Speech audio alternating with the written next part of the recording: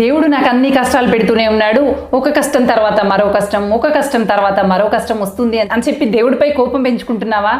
ఇలా ఆలోచించి చూడు, దేవుడిపై విపరీతమైనటువంటి ప్రేమ పుడుతుంది. దేవుడు నన్ను మరింత శక్తివంతంగా మార్చటానికి, గొప్పగా తీర్చిదిద్దటానికి నాకు ఇలాంటి టాస్కులన్నీ విసురుతూ ఉన్నాడు. నేను చక్కగా వాటిని పరిపూర్తి చేస్తూ ముందుకు వెళ్తూ ఉన్నాను. నేను ఇలా దాటుకుంటూ ఒక్కొక్క మెట్టు ఎదుగుతున్న కొద్దీ నాకు అత్యద్భుతమైనటువంటి ప్రపంచాన్ని నాకు అందించబోతున్నాడు.